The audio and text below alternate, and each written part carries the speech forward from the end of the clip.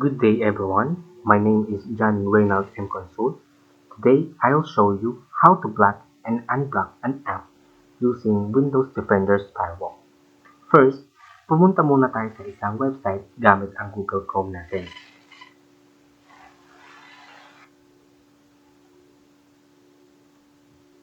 Then, click lang natin ang YouTube.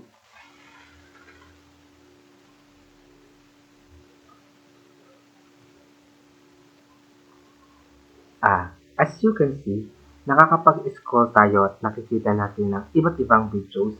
Ibig sabihin nito, pinapayagan pa ng firewall natin yung traffic ng application nito. Ngayon, para ma-block natin ang Google Chrome, minimize lang natin to. Pindutin natin ang Windows R sa keyboard natin. Then after that, i-type lang natin yung wf.msc. Then, click enter.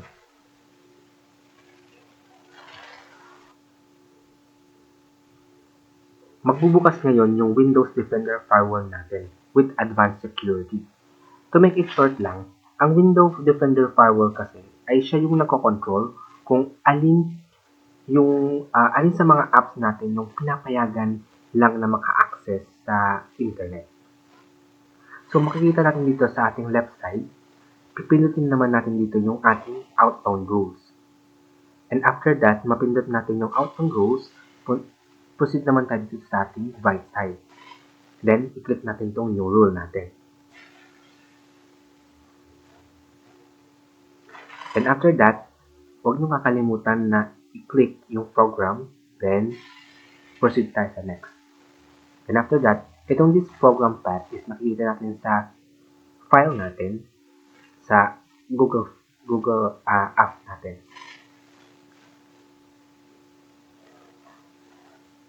And program files,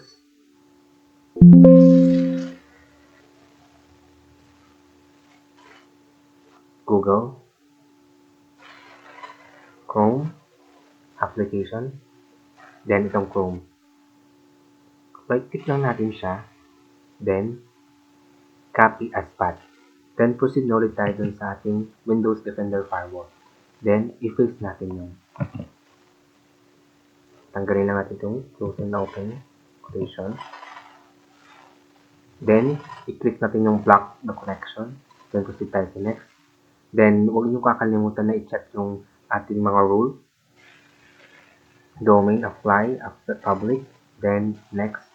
And, optional to kung anong ininame nyo dun sa iba-block yung website. Kaya ng block Google. Then, i-finish natin siya. Once na finish natin, makikita natin na naka-block Google na siya. So, since try natin kung gagana pa yung ating Google. I-refresh natin. Open din na ng isang account, which is Facebook.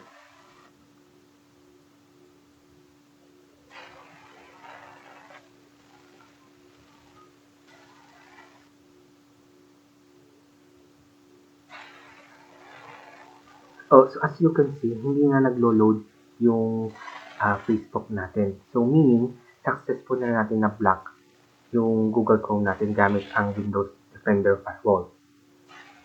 While dito naman, ganoon din sa Facebook, sa ating YouTube. So, ngayon naman, papakita ko kung paano naman natin i-unblock ang Google Chrome. So, balik ulit tayo dito sa ating Windows Defender Firewall. Pindutin lang natin itong block Google and i-right-click natin siya.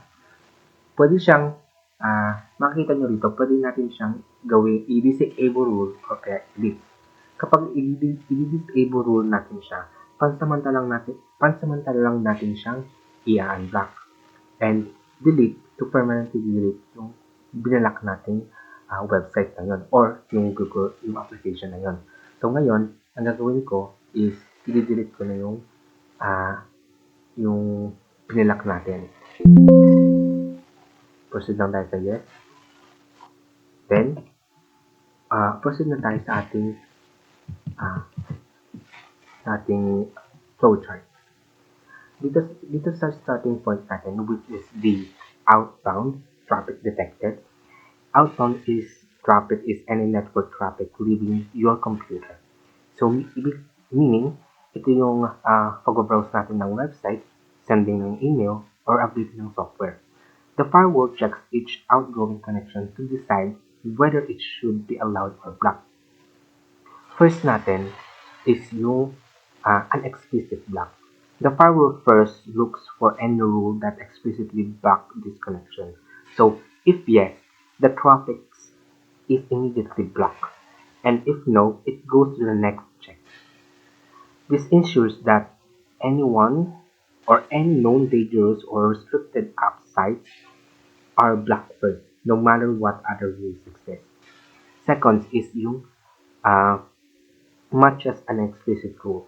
Here, the firewall checks if the traffic matches any explicit rule for outbound connection. So, yung mga rules is nagagawa siya manually or by programs. So, if nag-yes siya, the traffic is blocked if the rule says block, or allowed if the rule says allow. If no, the firewall proceeds to default behavior.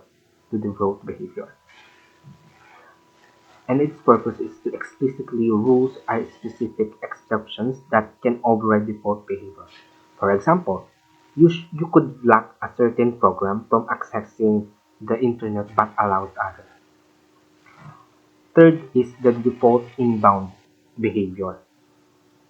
This step is a bit counterintuitive but relates to the default behavior set for connections that are not explicitly allowed or blocked. So if nag-yes siya, the connection is allowed. If no, it goes to the final check.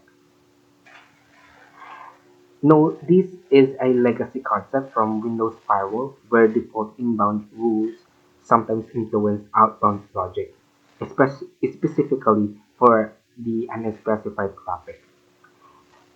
Fourth, check or the allowed by default. This is the last fallback. If the connection is allowed by default, the firewall lets it through. If not allowed by default, the firewall blocks it. This ensures that any traffic that hasn't been explicitly allowed or blocked is still follows the file security. And that's it. And that's how we block and unblock a website. Thank you.